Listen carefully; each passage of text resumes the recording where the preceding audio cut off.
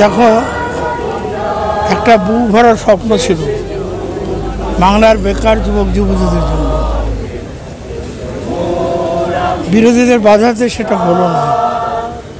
এমনি সিওপিডি ছিল, কিন্তু এই যে কলকারখানা হলো না, শিল্প হলো না, বেকার যুবক যুবতীদের কর্মসংস্থান হলো না, একদিকে সিওপিডি আরেকদিকে এই যন্ত্রণী বুদ্ধবাবু শেষ নিঃশ্বাস ত্যাগ করলেন।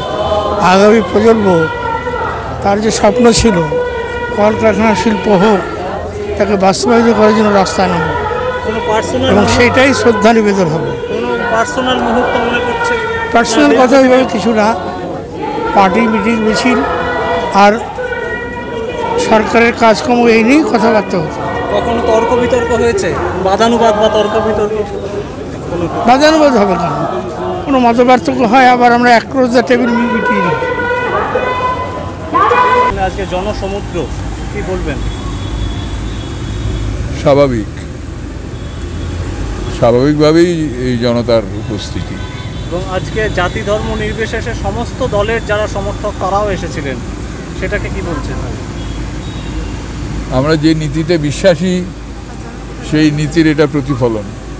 এবং আজকে কি কোথাও গিয়ে বুদ্ধদেব ভট্টাচার্য শেষ মিছিলে এত জনসমুদ্র, সেটা কি তার নীতিগুলো কোথাও সত্যি হলো, বা তিনি যে সঠিক ছিলেন সেটা কি কোথাও আজকে প্রমাণিত হচ্ছে?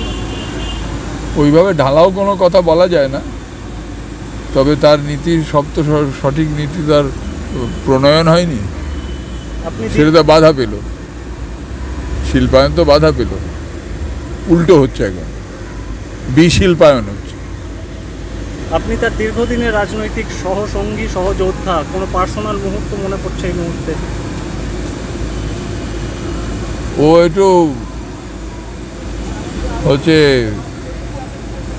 পুরনো ইয়ে বিশ্বাস করতো, ওগুলোর প্রতি অনুরক্ত ছিল।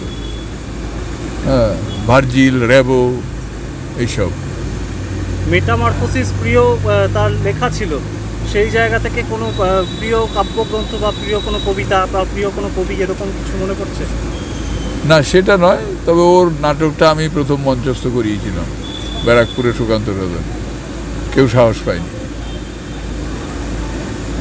এবং রাজ্য সরকারের তরফ থেকে গান স্যালুট দিতে চেয়েছিল, সেটা কিভাবে দেখছেন? প্রত্যাখ্যান করে ভালোই করেছে, কেন ও তো যাকে তাকে গান স্যালুট দেয়। এবং আগেও পদ্ম সম্মানও তিনি প্রত্যাখ্যান করেছিলেন। পদ্ম সম্মান আমাদের তো প্রায় সবাই প্রত্যাখ্যান করেছে, এটা কোনো বিশিষ্টতার দাবি রাখি না। আমরা নীতিগতভাবে যেভাবে পদ্ম সম্মান দেওয়া হয় এটার বিরুদ্ধে। আজকে আপনাদের সময়ের যে রাজনীতি, আজকে বুদ্ধদেব ভট্টাচার্যের যে আদর্শ ছিল, তিনি এক কামরার একটি ফ্ল্যাটে থাকতেন, সেই আজকের যে নেতারা, বামপন্থী নেতারা, তাদের মধ্যে কারোর মধ্যে দেখতে পান সেই? অনেকে একটা নাম?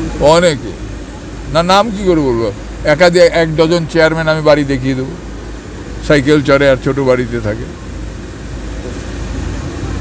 চুরি করেনি তাই।